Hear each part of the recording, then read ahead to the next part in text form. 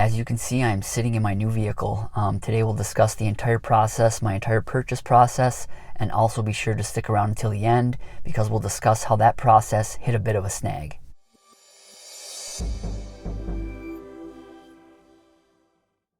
So again, really quickly, I owned my previous vehicle, which was a 2013 Kia Optima Hybrid, for nearly 10 years. I was able to get 253,303 miles out of it and be payment free for nearly 4 years. Unfortunately, it needed a costly repair, so I had to move on, but I loved that vehicle and it was very difficult to let it go. So I needed to find a new vehicle. And for a while now, I knew that I was going to have to replace that vehicle in order to continue driving for Uber and Lyft. So I had some vehicles in mind, and there was one vehicle in particular, a Kia K5 GT model, which was a vehicle that caught my eye on the road. I really liked how it looked. I really loved the wolf gray color that it came in. And also the K5 is the rebrand of the Optima. So the K5 used to be the Optima. I believe it became the K5 in like 2020 or 2021.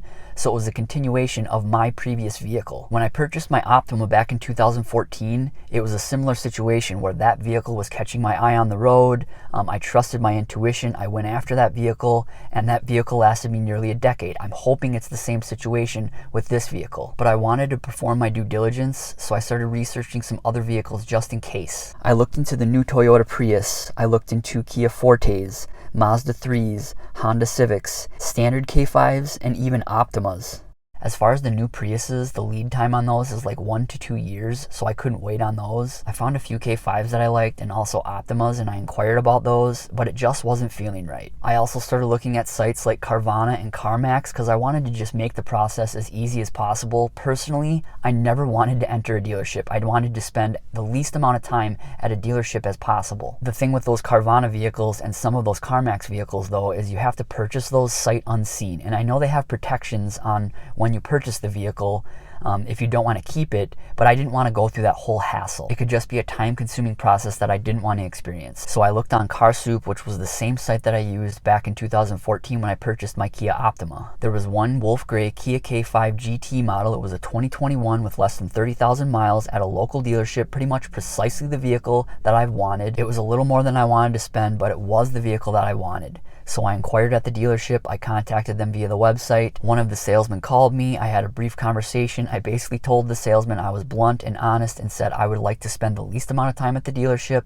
I would like to take it for a test drive, get all the necessary additional information on the vehicle, and make my decision. Also, before I went to the dealership, I made sure to get pre-approved for a loan. I first got approved at my local credit union. I believe the rate was like 8.1%, something like that, so I figured I'd shop around a little bit more. I found a rate of 6.8 through Capital One, so I decided to go with them as the lender. I also have insurance through Progressive, and I was able to initiate a quote with Progressive that if I were to purchase that vehicle, once I purchased that vehicle, I could just give the go-ahead on that quote, and my new vehicle would be added, and my previous vehicle would be removed. So I had my loan ready, I had insurance ready, I was ready to purchase. I headed to the dealership. I was there for about 2 hours. I test drove the car. I got the additional information that I needed, the Carfax, the maintenance schedule that it was on, and it was also a certified pre-owned vehicle. So not only did I have the standard 60,000 mile warranty, I had an additional 100,000 mile warranty. I love my new vehicle. I'm very happy with the purchase. Not ideal to be making car payments again, but I knew that I was going to have to replace my previous vehicle if I wanted to continue driving for Uber and Lyft going forward. And also the gas mileage on the vehicle is similar to what it was with my Optima. I was getting about 37 miles per gallon with my Optima Hybrid.